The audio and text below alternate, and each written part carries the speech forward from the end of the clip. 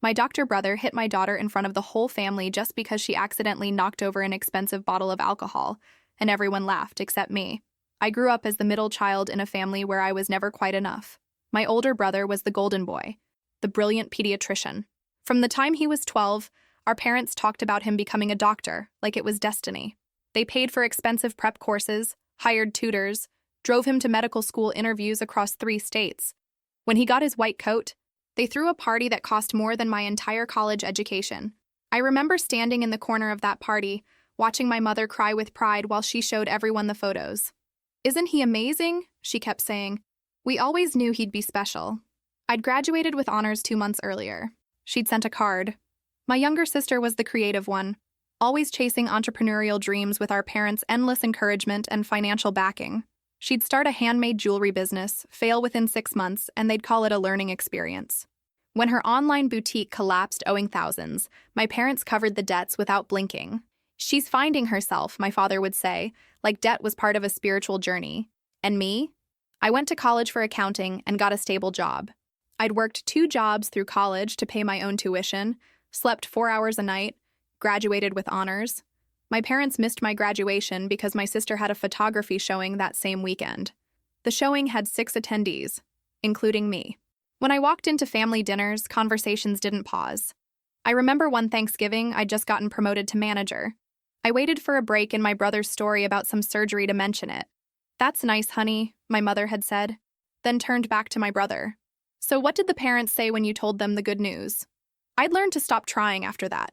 My parents lost their small automotive parts business when I was 28. They'd run that shop for 30 years, and when the economy tanked and the big chain stores moved in, they couldn't compete. The business collapse coincided with the end of their lease, and suddenly they couldn't afford rent on their apartment. They were already 2 months behind when the landlord gave them a final notice. Around the same time, my sister's 3rd business venture collapsed, leaving her drowning in credit card debt and facing eviction. She called me crying at 2 in the morning. My brother, living in his expensive house with his doctor's salary, told our parents to declare bankruptcy and told our sister to get a real job. Then he went back to his comfortable life. I was the one with the steady paycheck and emergency savings. My mother called and told me she'd given her landlord my number for payment arrangements. My father left me a voicemail saying, "Family takes care of family." My sister sent me her bank account information. They'd decided among themselves that I would save them. I started paying $1,200 a month for my parents' rent. I covered my sister's car payment and utilities, sometimes groceries when she called desperate. The money I'd saved for a house down payment? Gone within 8 months. My daughter's college fund stopped growing. I'd been raising my daughter alone since she was 6 months old. Her father disappeared before she was born, and I never asked my family for help. I worked full-time through pregnancy, figured out daycare on my own, somehow kept my career advancing. My daughter was 6 now, bright and energetic, with my eyes and a smile that could light up rooms. I loved her fiercely. But at family gatherings, we were invisible. My brother would arrive and become the center of attention, telling dramatic stories about saving babies and diagnosing rare conditions. He'd bought a house in the nicest part of town, drove a luxury car, vacationed in Thailand and Switzerland. Our parents worshipped him. They kept 3 framed photos of him in his white coat on their mantle. There were no photos of my graduation. When my mother called to invite me to a family gathering, I almost said no. My hand hovered over the decline button. It was Friday evening. I was exhausted from auditing a deliberately misleading set of books all week, and the thought of spending Sunday being ignored while my brother performed his one-man show made my stomach turn. I could already picture it. Sitting on the edge of the couch with distant cousins, making polite small talk while everyone else clustered around my brother. But my daughter had been asking about her cousins all week. She'd made them drawings at school. And that pathetic part of me, the little girl who'd spent her whole childhood trying to earn gold stars that never came, still wanted my parents to notice me. "Sure, Mom. What time?" 2 o'clock, honey. "Oh, and could you grab some food and drinks on your way? You know, just whatever you think we need." There it was. The ask that wasn't really asking.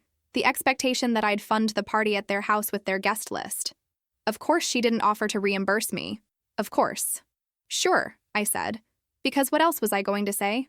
Saturday morning, I took my daughter to the big grocery store across town. She skipped beside me, chattering about seeing her cousins, about the new playground at school, about her friend's birthday party next month. I loaded the cart methodically while she pointed out things she wanted me to buy. Multiple bags of chips, 3 kinds of dip. A vegetable tray arranged like a rainbow, $25. A fruit tray shaped like a flower, another $20. Cookies from the bakery section because my mother would complain if I bought store brand. Juice boxes, 2 cases. Soda, 3 different kinds. Bottled water. Napkins, plates, cups. All the disposable stuff they'd go through and never think about. Can we get these crackers, Mama? The fish-shaped ones? Sure, baby. Put them in. The cashier, a teenager with braces, made small talk as she scanned. Having a party? Something like that. Looks fun. Have a great time. I smiled and nodded. $237. I swiped my card and tried not to calculate how many hours of work that represented, how many diapers or books or therapy sessions for my daughter that money could have bought. We loaded the bags into the car. My daughter insisted on carrying the lightest one, proud to be helping. I'm so strong, right, Mama? The strongest, I said, kissing her forehead. That evening, I helped my daughter pick out her favorite dress, the pink one with flowers embroidered across the chest. It was getting small on her, the hem riding up above her knees, the sleeves a bit tight on her arms. She'd grown so much over the year. Do I look pretty, Mama? You look beautiful. She twirled, watching the skirt flare out. Will Cousin Emma be there? Probably, and Maya and Jake. Good. Emma said she'd teach me a new game. I brushed her hair, working out the tangles gently. She sat on the edge of the bathtub, patient, swinging her legs. She was singing a song from her favorite movie, the one about the princess and the adventure. Her voice was sweet and slightly off-key, the way 6-year-olds sing when they're happy. I divided her hair into sections and started braiding. French braids, 2 of them, which took me 20 minutes and multiple attempts because I'd never been good at it. My fingers fumbled with the strands. She sat so still, trusting me completely. Is Uncle going to be there? She asked suddenly. Probably. He's always talking about boring stuff. I laughed despite myself. Yeah, he is. Last time he told that story about the sick baby for like 1,000,000 hours. It wasn't quite 1,000,000 hours. Felt like it. I tied ribbons at the ends of her braids. Pink, matching her dress. There. Perfect. She examined herself in the mirror, turning her head side to side to see the braids from different angles. I love it. Thanks, Mama. You're welcome, sweetie. Can I bring my new coloring book? To Grandma's? Yeah. In case it gets boring. Sure. But you might not need it if you're playing with the other kids. Just in case, she insisted, already running to her room to find it. I looked at myself in the mirror. I looked tired. Lines of stress I didn't recognize framed my eyes. My clothes were fine, but nothing special. Just jeans and a sweater. Nobody at the party would notice what I wore anyway. Why was I even going? I asked myself that question again. My daughter would have fun with her cousins either way. I could drop her off and leave, pick her up later, save myself the pain of being ignored for hours. But I never did that. I always stayed. Always hoped that this time would be different, that this time they'd notice me, include me, value me. Some habits are hard to break. Sunday afternoon arrived. We pulled up to my parents' apartment, and I grabbed the bags while my daughter carried the lightest one, proud of herself. The door was open, people streaming in and out. The place was packed. Parents, siblings, aunts, uncles, cousins, kids running everywhere. My cousin was there with his expensive new camera, filming everything. I set the bags on the counter. My mother grabbed a chip bag to refill a bowl without thanking me. My daughter spotted her cousins and ran off to play. I found a spot on the couch making small talk with distant relatives. The kids played circuits through the house, shrieking and laughing. Adults clustered in groups, talking and complaining. My father manned a barbecue on the tiny balcony. For a moment, I let myself relax. Then my brother arrived. He came through the door carrying an expensive bottle of imported liquor, holding it up for everyone to see. Everyone rushed to greet him. My mother practically shoved people aside to hug him. My father abandoned the grill. Various relatives called out greetings. He placed his bottle carefully on the side table and launched into a story about a complicated surgery he'd performed, using dramatic medical terminology. The room fell silent. People leaned forward, completely engrossed. My mother's face glowed with pride. I sank deeper into the couch, disappearing again. The kids were playing a game, some elaborate thing with rules they'd made up, running circuits through the living room, kitchen, and back outside. My daughter was in the middle of the pack, her face flushed with excitement, her braids bouncing with each step. She was laughing, that pure childhood laugh that makes everything else fade away. She rounded the corner into the living room at full speed, not watching where she was going, lost in the joy of the game. Her foot caught on the edge of the coffee table. She stumbled forward, arms windmilling, trying to catch her balance. For a split second, I thought she'd recover. But momentum carried her sideways, directly toward the side table where my brother had so carefully displayed his expensive bottle. It happened in slow motion and too fast all at once. Her shoulder hit the table. The bottle teetered. Everyone in the room turned to look. Time seemed to suspend. That bottle balanced on the edge, and I could see my brother's face beginning to change, his expression shifting from mild interest to alarm to something darker. The bottle fell. It hit the hardwood floor with a sound like a gunshot. Glass exploded in every direction, glittering shards skittering across the floor. The liquid spread in a pool, amber and sticky, the smell of expensive alcohol suddenly overwhelming in the small space. A piece of glass skipped across the floor and hit the wall. The room went completely silent. The other kids froze mid-motion. Adults stopped talking mid-sentence. Even the music from outside seemed to fade away. My daughter stood in the center of the destruction, her eyes wide with horror. She looked down at the broken glass, at the spreading puddle, at her hands like they'd betrayed her. Her bottom lip started to tremble. She looked up at the room full of adults staring at her, and I watched her face crumple, preparing to cry. "I'm sorry," she started to say, her voice small and scared. "I didn't mean to, I was just—" My brother rose from his chair. Not quickly, deliberately. Each movement measured and controlled. He was a big man, over 6 feet, and when he stood he seemed to fill the whole room. His face had gone red, that deep color that starts at the neck and creeps up. His jaw was clenched so tight I could see the muscle jumping. His hands were balled into fists at his sides. My daughter saw him coming and froze like a rabbit facing a predator. She didn't move, didn't breathe, just stood there as he crossed the room toward her. I was on the other side of the living room, my view partially blocked by people. I started to stand, started to move, but everything felt like I was moving through molasses. He reached her, stood over her. She was so small next to him, just a tiny thing with braids and a pink dress. Looking up at this giant, angry man. "You stupid little brat," he said, his voice cold and controlled in a way that was somehow worse than yelling. The slap came before anyone could react. His full hand, her small face. The sound was sharp and loud, a crack that seemed to echo off every surface. Her head snapped to the side from the force. For 1 heartbeat. 2. She didn't react, just stood there, her face turned, her mouth slightly open in shock. Then the mark appeared. The perfect outline of his hand across her cheek, fingers clearly visible, red and angry against her pale skin. And then she started to cry. Not the normal cry of a child who's been scolded. This was something primal. Terror and pain and betrayal all mixed together. Deep, wrenching sobs that shook her whole body. She brought her hand up to her face, touched her cheek like she couldn't believe what had just happened. "That bottle cost $300, my brother said, looking down at her with disgust. "But what would you know about that? You're useless, just like your mother." That's when I heard it. The laughter. My sister first, a sharp bark of amusement, then a full laugh. My mother's nervous giggle, a cousin chuckling, another relative trying to suppress a smile. The sound of people finding this funny, finding my daughter's pain entertaining. My daughter's crying intensified. She looked around the room, desperately seeking help, seeking comfort, seeking anyone to tell her this wasn't okay. But no one moved. Some people looked away. Some watched with uncomfortable expressions. A few smiled. And my brother just stood there, arms crossed, satisfied with what he'd done. Something inside me snapped. The part of me that had always been quiet, always been accommodating, always swallowed her anger to keep the peace. It just broke. I felt it shatter like that bottle on the floor. And what rose up in its place was pure, incandescent rage. "Shut up," I said, my voice cutting through the noise. "Everyone shut up right now." My sister kept laughing, slapping her knee like this was prime entertainment. My mother tittered nervously and said, "Oh, don't make such a drama out of it. Everyone just needs to calm down." I ignored them and walked straight to my brother, getting right in his face.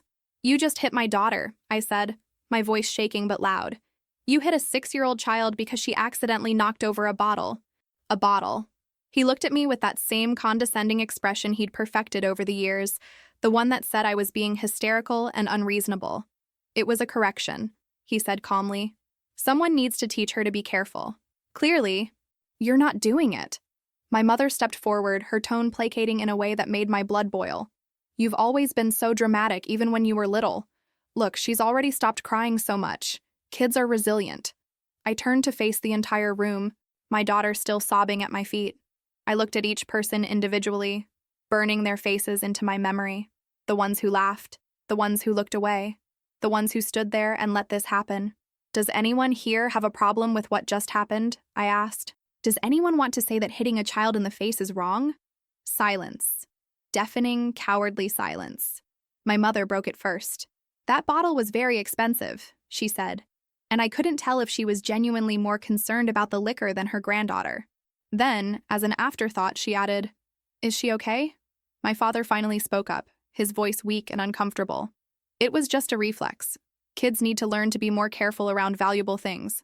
My sister chimed in, still smirking. You're making such a scene over nothing. Look, she's barely even crying anymore.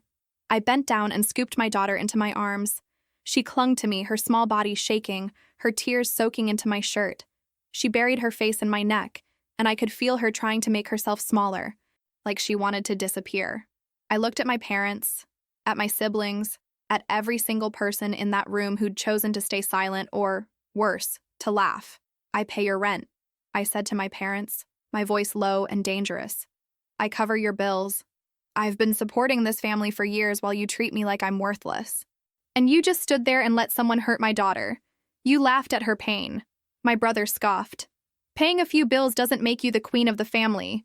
Get over yourself and stop being so dramatic. I stared at him for a long moment, memorizing every detail of his smug face. Then I looked at my mother, my father, my sister, the aunts and uncles who'd averted their eyes. I wanted to remember this moment, wanted to remember exactly how each of them had failed us. This isn't over, I said quietly, and I meant it as a promise and a threat. I turned and walked out without another word, carrying my daughter. Behind me, I heard my mother calling out something about not leaving in a huff, heard someone make a comment about me being oversensitive, heard my sister's voice saying something I couldn't quite catch that prompted more laughter. I didn't look back. I didn't dignify any of it with a response. I just kept walking, my daughter's weight solid and real in my arms, her tears soaking through my shirt and making a cold, wet patch against my skin. I strapped her into her car seat, my fingers fumbling with the buckles twice before getting them secure. She immediately started crying again, harder this time, all the fear and confusion and hurt pouring out of her in wrenching sobs that made her whole body shake. I sat in the driver's seat and stared at the steering wheel for a moment, my hands gripping it so tightly my knuckles turned white. But we needed to get away from there, needed to be home where it was safe. Why did Uncle hit me, Mommy? She asked through her tears, her voice small and broken and so confused it made my heart physically ache. I didn't mean to break it. It was an accident. I said sorry. Why did he hit me so hard? I reached back and held her hand, feeling how small it was in mine, how fragile she was, how completely I had failed to protect her. My own tears finally started to fall, hot and angry, blurring my vision. I know, baby, I managed to say past the lump in my throat. I know it was an accident, and I promise you, I swear to you, nobody is ever going to hurt you like that again. Not ever. Nobody. The drive home took 15 minutes but felt like hours. Every red light was an eternity. My daughter's crying gradually subsided into hiccuping whimpers, then into silence, but it was a wrong kind of silence. Not peaceful, but shocked, traumatized. I kept looking at her in the rearview mirror, watching her stare out the window with that blank expression, one hand still touching her cheek where the handprint was fading to a duller red. At home, I tried everything I could think of to comfort her.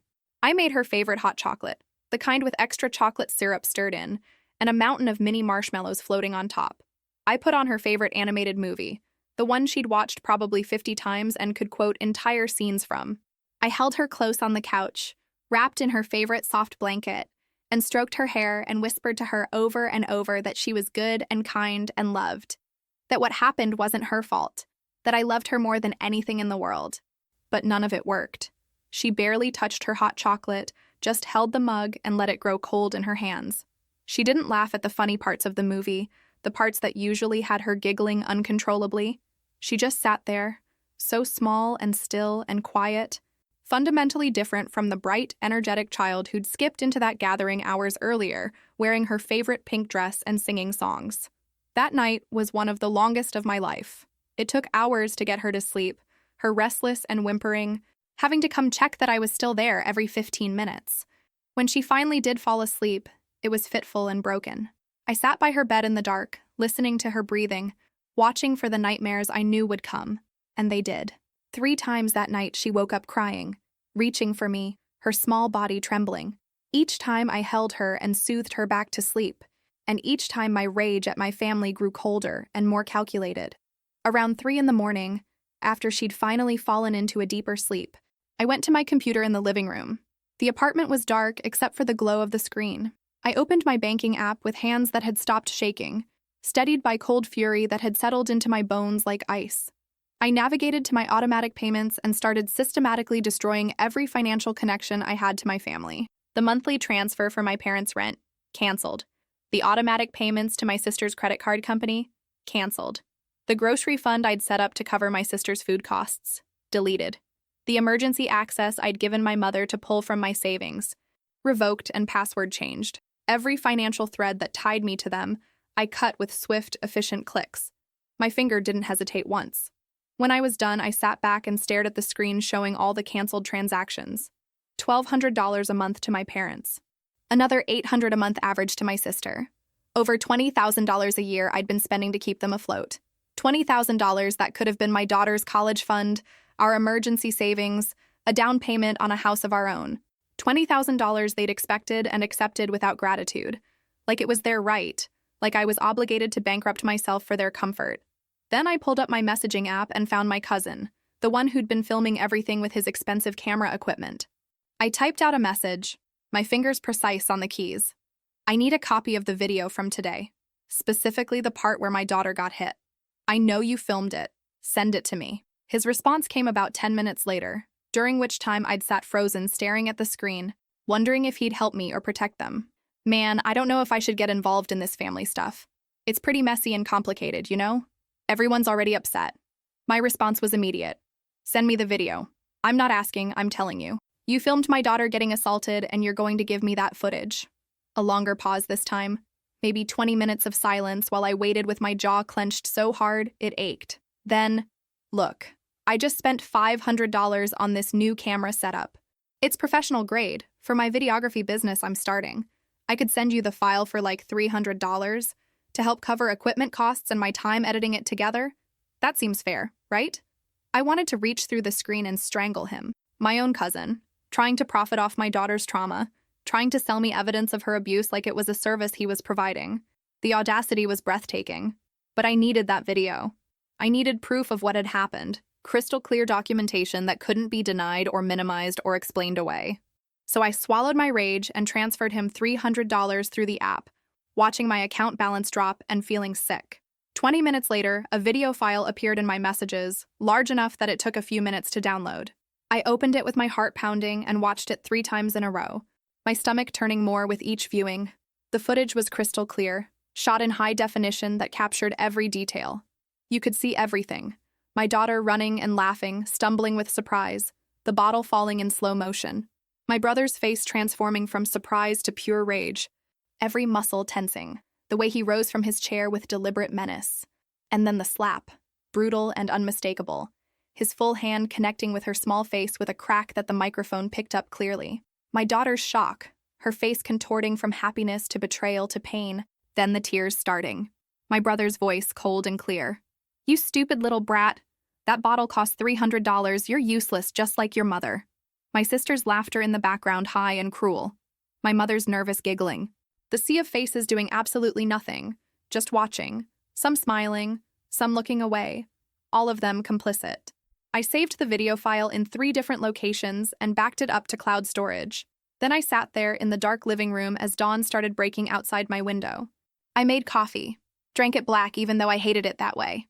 Went back to the computer, opened the video one more time. My daughter's laugh cut short, the bottle falling, my brother's face, that slap, her tears. I could hear my mother's voice in my head. Family forgives. Family stays together. But what about when family breaks you? What about when staying together means accepting that your child isn't safe? I thought about calling someone, a friend, a lawyer, anyone who could tell me if this was the right move. But it was 5 in the morning and I knew what they'd say. They'd tell me to be careful, to think about the consequences, to consider mediation or family therapy. They'd tell me to protect him. Nobody would tell me to protect her. They'd assume that was already handled. But it wasn't. Every single person at that gathering had chosen him over her. Over us. I clicked post. Then I closed the laptop and went to check on my daughter. The next morning, I called out of work and took my daughter to a child psychologist who specialized in trauma. I'd found her through frantic internet searches at 4 a.m. The waiting room had cheerful paintings and toys scattered across a colorful rug, but my daughter sat pressed against my side, silent. The psychologist, Dr. Martinez, was a patient woman with kind eyes and a gentle voice. She spent 15 minutes just sitting on the floor with my daughter, not pushing, just being present. Eventually, my daughter started playing with the dollhouse in the corner. Dr. Martinez asked simple questions, let her answer through play. After an hour, Dr. Martinez called me back in. My daughter was coloring at a small table, absorbed in staying inside the lines. Your daughter has experienced acute trauma, Dr. Martinez said gently.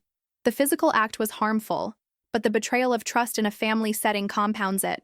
She's showing dissociative behaviors, hypervigilance, and regression in her emotional responses. Will she be okay? My voice cracked. With consistent therapy and a stable home environment, yes. Children are resilient, but they need to process trauma appropriately. I'd like to see her twice a week initially. I scheduled 8 appointments on the spot, pulling out my credit card without looking at my account balance. On the way home, my daughter asked, "Do I have to go back to Grandma's house?" "No, baby. Never." "Promise?" "I promise." That afternoon, while she napped fitfully, I opened my laptop again. I edited the video carefully, blurring my daughter's face completely. I wrote a description identifying my brother as a pediatrician in our area, explaining what had happened. My cursor hovered over the post button. My hands trembled. This would destroy him. There would be no coming back from this. I thought about my daughter's blank expression in the car. I thought about her asking why he'd hit her. I thought about how she'd flinched when I'd reached to brush her hair from her face. I pressed post. The video was removed within 90 minutes for policies about minors. I'd expected that. I created a more heavily edited version, more blur, more censoring. I posted it across 3 different platforms. This time, it stayed up. Within 2 hours, it had 100 views. By evening, 500. People were sharing it to local parenting groups, tagging the medical clinic where my brother worked. By the time I went to bed, it had been viewed 3,000 times. I woke up to my phone exploding with notifications. By the next morning, it had been shared 200 times. Comments were flooding in. "I take my kids to this doctor. Never again. This is horrifying. Someone needs to report him to the medical board. My daughter goes to his clinic. We're transferring immediately." By the afternoon, over 1,000 shares. Parents were tagging the clinic where my brother worked, demanding statements. The clinic's page was being bombarded with 1-star reviews. "Employs a child abuser. If this is how he treats children in public, how does he treat them in his office?" Someone had identified him by name in the comments, linking to his professional profile. That's when things really exploded. Local parenting groups picked it up. School message boards. A mom blogger with 50,000 followers shared it with a caption, "This is why we need to speak up when we see abuse." My phone started ringing constantly that evening. My parents, my sister. Numbers I didn't recognize. I ignored all of them. I sat on my couch watching the view count climb. 5,000, 10,000, 15,000. People were finding my brother's social media profiles, his clinic's webpage, everything. They were leaving comments, sending messages, sharing it to their own networks. By midnight, he'd deleted every social media account. But people had already screenshotted everything. His face was everywhere. The next day, a local news website picked it up. "Local pediatrician under fire after video shows him slapping child." The article was careful not to make definitive statements, using words like allegedly and appears to show, but the damage was done. Parents were canceling appointments en masse. The clinic released a statement. "We are aware of the video circulating and take these allegations extremely seriously. Dr. Name has been placed on immediate administrative leave pending a full investigation." Within a month, that investigation concluded with his termination. The medical board opened their own investigation. His license wasn't revoked, but the restrictions they placed made it nearly impossible for him to practice pediatric medicine anywhere. Some people tried to defend him in comments. "We don't know the full context. The mother probably edited the video to make it look worse. Kids need discipline these days." But they were drowned out by thousands of others. There is no context that makes hitting a child okay. I don't care what she broke. You don't hit someone else's kid. This man is a pediatrician. He should know better than anyone how harmful this is.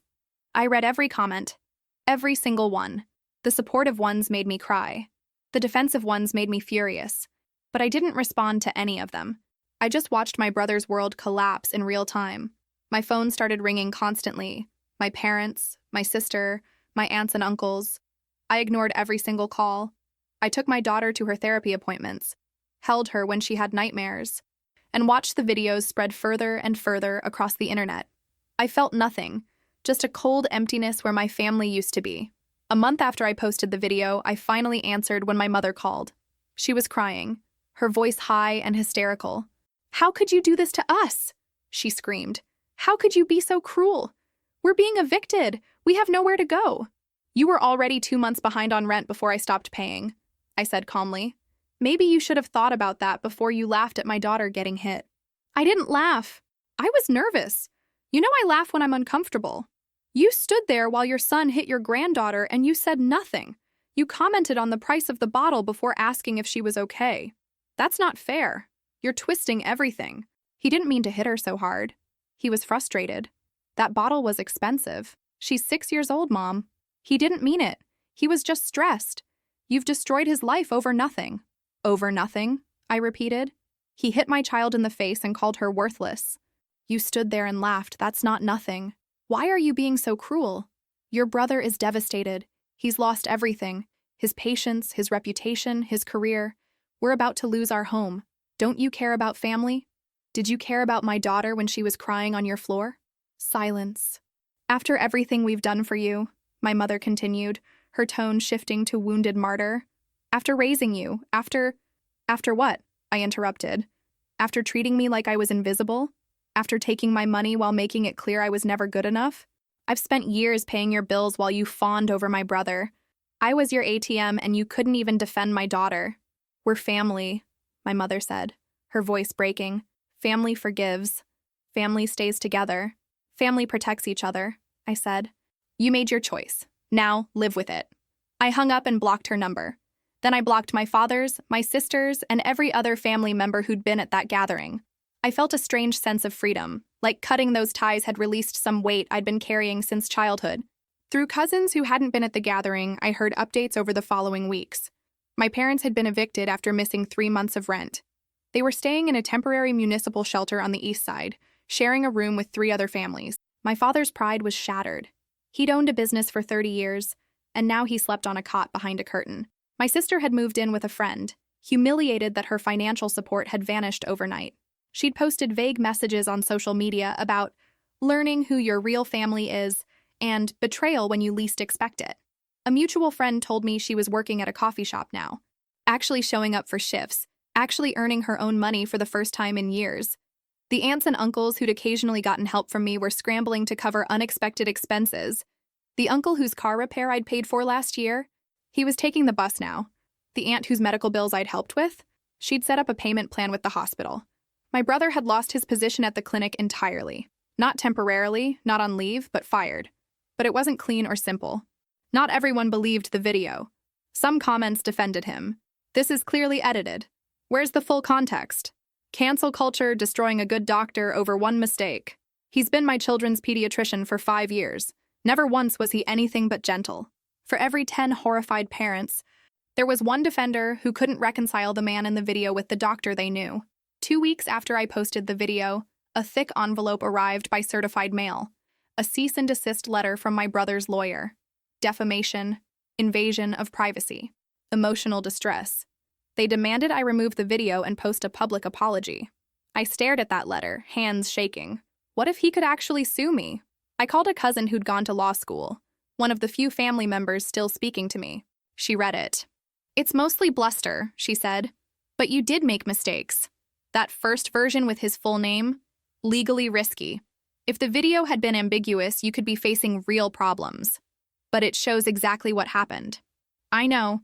That's why he won't actually sue. Any court case would make this evidence. He's hoping to scare you." I didn't back down, didn't remove anything, but I didn't sleep well for weeks. Eventually, his lawyer gave up. The video had been shared thousands of times anyway. The clinic's investigation took 3 weeks. They interviewed staff, reviewed past patient complaints I didn't know existed, moments of impatience, a few parents who'd switched doctors. They weighed everything with their legal team and HR. Finally, they gave him a choice: resign voluntarily with severance, or be terminated for cause. He chose termination, wanting it on record that he was the victim. It didn't help. The clinic released a statement about maintaining professional standards and zero tolerance for violence. He was working at a pharmacy across town now, stocking shelves for $15 an hour. Someone had recognized him and posted about it, and that became its own small news story. "Disgraced doctor now works minimum wage," one headline read. I didn't feel happy about any of it. I didn't feel that vindictive satisfaction you read about in revenge stories. I just felt tired and sad and certain. I didn't feel happy about any of it. I didn't feel that vindictive satisfaction you hear about in revenge stories. I just felt tired and sad and certain. These were consequences they'd earned. These were choices they'd made. I'd simply stopped cushioning them from reality. My daughter's therapy was helping. Slowly, her personality started to return. She laughed more. She played with her friends again. The nightmares came less frequently. But she never asked about visiting her grandparents anymore. And I noticed she flinched slightly whenever someone raised their voice. The damage was there, healing, but permanent. At work, I threw myself into projects, staying late and taking on extra responsibilities. My supervisor noticed and commented on my renewed dedication. I didn't tell her I was using work to avoid thinking about the smoking crater where my family used to be. One evening, I came home to find a long, handwritten letter from my mother shoved under my apartment door. The envelope was thick, multiple pages inside. I almost threw it away without reading it. My hand hovered over the trash can, but some self-destructive part of me needed to know what she'd say. I sat down at the kitchen table and opened it. The letter was a masterpiece of manipulation. She wrote about how much they'd sacrificed to raise me, how they'd always loved me even when I was difficult. She described their situation in the shelter in heartbreaking detail, how my father's health was deteriorating, how they were eating donated food and sleeping on cots. She questioned how I could let this happen to them, whether I'd really let them suffer like this over one mistake, one moment of poor judgment. She reminded me of every birthday party they'd thrown, every school event they'd attended, every way they'd fulfilled their obligations as parents. She didn't mention my daughter once. Not one word of apology or regret or acknowledgement of what had happened to her. It was all about their pain, their suffering, their needs. I felt something crack inside me, that last bit of hope I'd been carrying, that maybe, somehow, they'd understand, that maybe they'd see what they'd done wrong and actually apologize. The letter made it clear that would never happen. In their minds, I was the villain in this story. I was the ungrateful daughter who'd abandoned her family over nothing. I picked up my phone and dialed my mother's number, unblocking it for just this one call. She answered on the first ring. "You got my letter?" she asked hopefully. I did. "So you'll help us? You'll talk to your brother and work this out? We can be a family again if you just—" "Why didn't you mention my daughter in your letter?" I asked, cutting her off. Silence.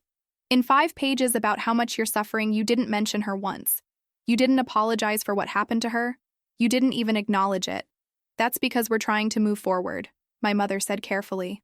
"We can't change the past. Your brother is sorry. He hit my daughter in the face and called her useless." You laughed. "It wasn't like that. You're remembering it wrong. He was just frustrated and— I have it on video, Mom. Crystal clear video. I know exactly how it was." Another long silence. "He's lost everything," she finally said, her voice small. "His career is destroyed. He's working at a pharmacy. Do you understand what you've done to him? Do you understand what he did to my daughter?" I asked. "Do you understand that she has nightmares? That she's in therapy twice a week? That she flinches now when people move too quickly? Children are resilient. She'll be fine. But your brother—" I hung up. I didn't yell or cry or say anything dramatic. I just ended the call and blocked the number again. Then I sat at my kitchen table and cried for the first time since this had all started. Not because I regretted what I'd done, but because I was grieving. I was mourning the family I'd always wished I had. The parents who would have protected my daughter. The siblings who would have supported me. That family had never existed. It was a fantasy I'd clung to for 34 years, and it was time to let it go. The next few months were hard in ways I hadn't anticipated. At work, my performance slipped. I'd always been meticulous, detail-oriented, the person who caught errors everyone else missed. But suddenly I was distracted, sleeping poorly, replaying everything in my mind. In late November, about 6 weeks after the incident, I made a significant error on a major audit report for one of our biggest clients. I transposed numbers in a key financial summary, making it look like they'd gained $12 million when they'd actually lost $7 million. The client's CFO called my supervisor directly, furious. My supervisor, Tom, called me into his office on a Tuesday afternoon. He was usually easygoing, but his face was serious. "Sit down. We need to talk about the Morrison account." My stomach dropped. "I know. I'm sorry. You transposed figures in the executive summary. The summary that went to their board. Do you understand how serious this is?" I nodded, unable to speak. $20 million account. They're threatening to fire us. I groveled for an hour to keep them. "Tom, I've been going through family stuff. And I don't care about your family stuff. Everyone has family stuff. You're a professional. You don't let personal problems compromise client accounts." He slid a paper across the desk. Formal written warning. One more mistake and I'd be fired. I signed it with shaking hands. "Get it together," he said. "You're good at your job when you're focused. Right now, you're a liability." I cried in the bathroom for 10 minutes before returning to my desk. That's when I knew I needed more support. I found a support group through my daughter's therapist. Single parents dealing with family trauma. The first night, I sat in my car for 15 minutes, watching people enter the church basement. But I went in, 8 people in a circle, bad coffee, stories that echoed my own. When my turn came, I started crying before getting the words out. My brother hit my daughter and everyone laughed. So I posted a video and destroyed his career.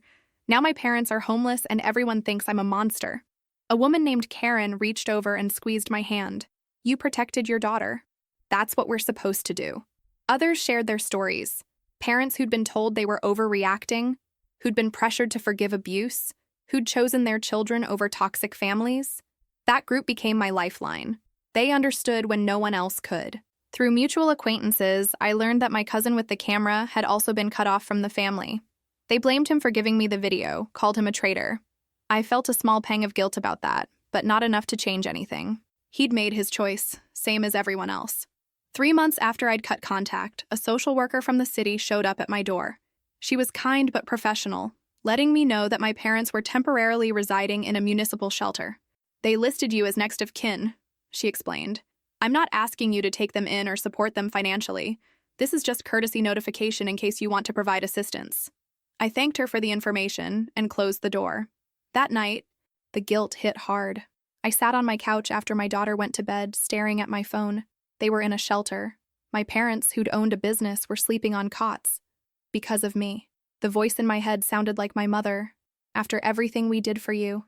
I picked up my phone, unblocked my mother's number. My fingers moved across the screen, typing before I could stop myself. "Mom, I've been thinking. Maybe we could talk. Not about money, but about..." My finger hovered over send. From my daughter's room, a small cry. Just a whimper. First nightmare in 2 weeks. I stared at the message. At that word, maybe. The maybe that would open the door. The maybe that would let them back in. The maybe that would teach my daughter that her safety was negotiable. I deleted the message. Blocked the number again. This time, I went further. Deleted the contact entirely. Not just blocked. Gone. My daughter cried out again. I went to her room. She was twisting in her sheets, caught in some dream. I sat on the edge of her bed and stroked her hair until she settled, murmuring something about running and hiding. I stayed there for an hour, watching her sleep, reminding myself why I'd made this choice. Some bridges need to burn. Some relationships are toxic enough that they can't be salvaged. And my daughter was worth more than their conditional acceptance. My daughter started asking questions about a month after we'd cut contact. We were eating dinner, just spaghetti and meatballs, when she looked up from her plate. "Mama, when's Grandma's birthday party?" My fork stopped halfway to my mouth. "What? Baby? Grandma's birthday. It's next month, right? Are we going to her party?" "No, sweetheart, we're not." "Why not?" I put my fork down. How do you explain family dysfunction to a 6-year-old? How do you tell your child that her grandparents chose someone else over her? Remember what happened at the last party? When you got hurt? Her hand moved unconsciously to her cheek. When Uncle hit me. Yeah, that was wrong. What he did was very wrong. And Grandma and Grandpa didn't protect you. They didn't tell him it was wrong to hit you. Because I broke the bottle. No, baby. Listen to me. I knelt beside her chair, took her small hands in mine. You didn't do anything wrong. Accidents happen. Grown-ups aren't supposed to hit children ever, no matter what. And when someone hurts you, I have to keep you safe. That means we don't go places where people might hurt you again. But Grandma wouldn't hurt me. Grandma let someone else hurt you and didn't stop it. That's almost the same thing. She thought about this, her face serious. So I don't have grandparents anymore? The question hit like a physical blow. You have me, and you have friends, and Dr. Martinez and people who love you and keep you safe. That's what matters. Okay. She went back to her spaghetti, seemingly satisfied. But 2 weeks later, why doesn't Grandma call me anymore?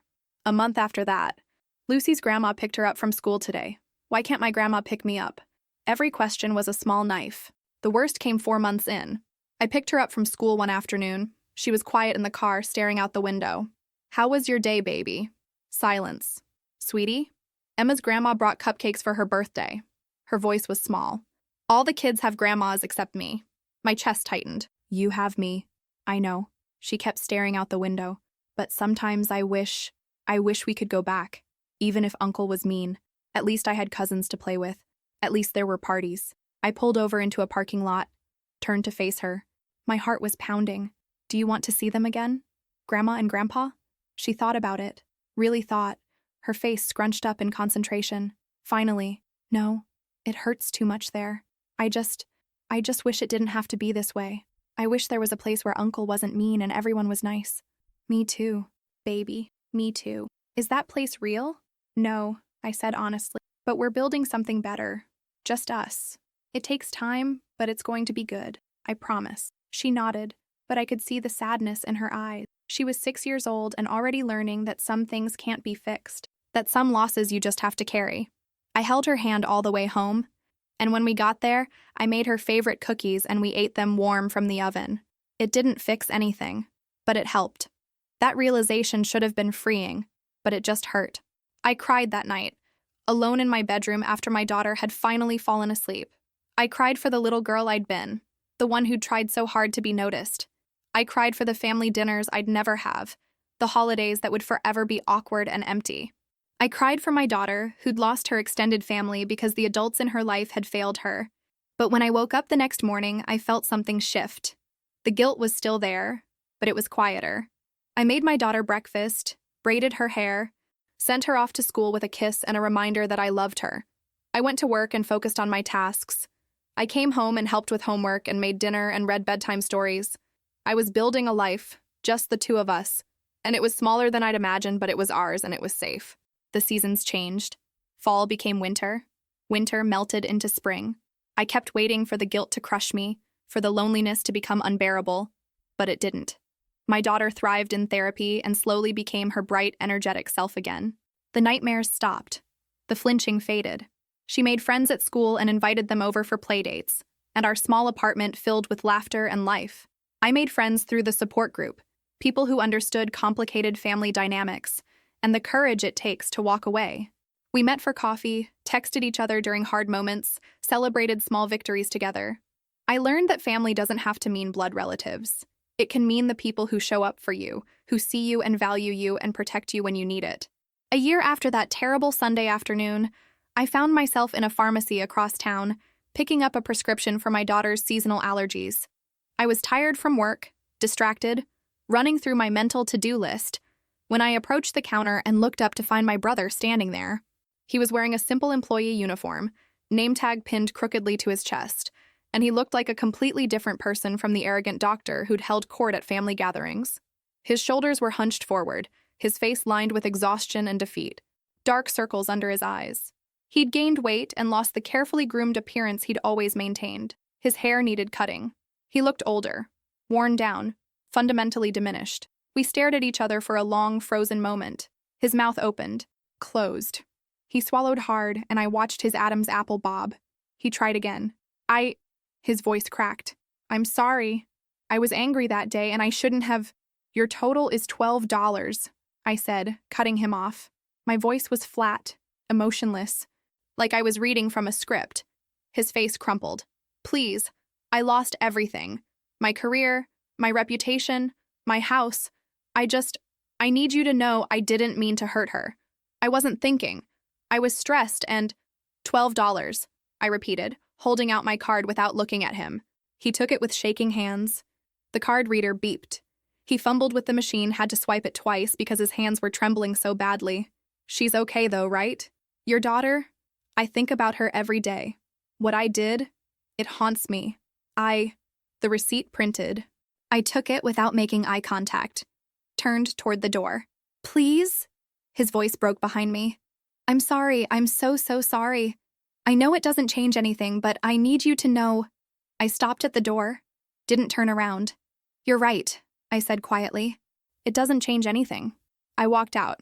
Behind me, I heard a sound that might have been a sob. I didn't look back. That evening, I found a message from my father I'd missed weeks earlier. We should talk. Families aren't supposed to be this way. I stared at it, looking for any acknowledgement of what had happened, any apology. There was nothing, just vague appeals to family obligation. I deleted it without responding. At home, my daughter was in her room with friends from school, laughing over some game. She saw me in the doorway and grinned. That unguarded smile I'd been terrified I'd never see again. The therapist had discharged her months ago. The nightmares had stopped.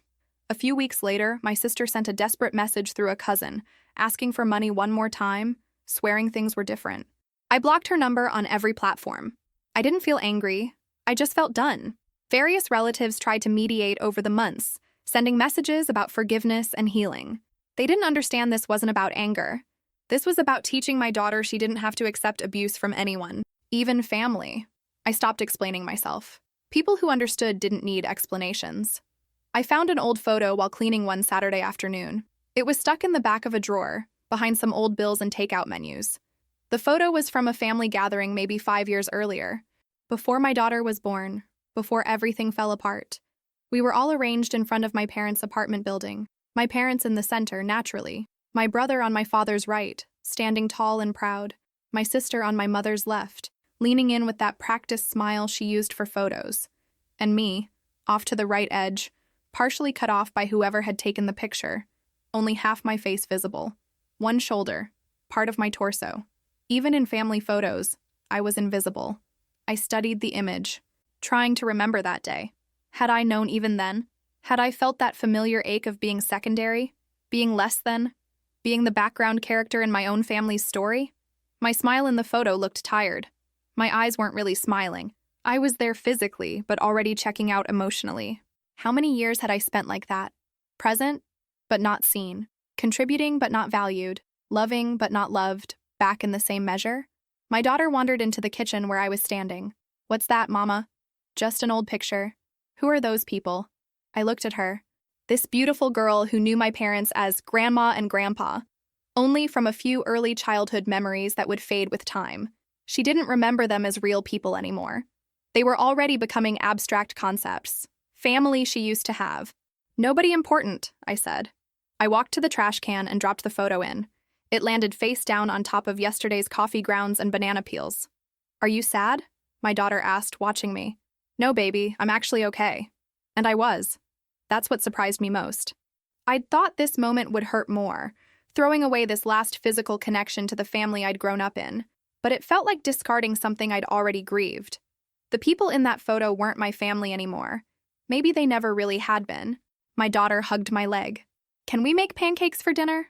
Pancakes for dinner sounds perfect.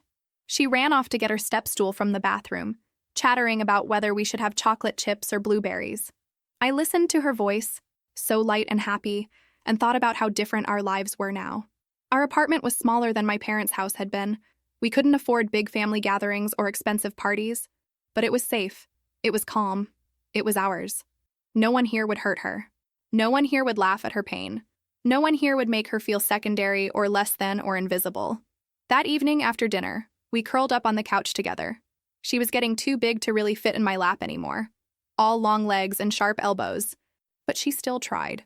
We watched her favorite movie for the 100th time, her mouthing along with the dialogue, me just enjoying her presence. Mama? Yeah? Are you happy? The question caught me off guard. What makes you ask that, sweetie? You seem happy now. Happier than before. Before, when we used to go to Grandma's house, you always looked sad when we left. out of the mouths of babes. She'd noticed. All that time I'd thought I was hiding it, protecting her. She'd known I was unhappy. I am happy, I said, meaning it. I'm very happy. Are you happy? Yeah. I like it being just us. It's quieter. Is quiet good? Yeah. Before it was too loud. Like, loud in a bad way. People talking over each other and nobody listening. She'd been paying attention to more than I'd realized. Processing things I'd thought were going over her head. I like quiet too, I told her. Just us. Just us, she agreed, snuggling closer. Later that night, after she was asleep, I stood in her doorway like I did most nights, watching her breathe. She looked peaceful. No tension in her small face. No fear in her dreams. We'd come so far from that terrible Sunday afternoon. So far from the girl who'd cried in my arms asking why her uncle had hit her. So far from the woman I'd been, always seeking approval from people who'd never give it. I wasn't perfect.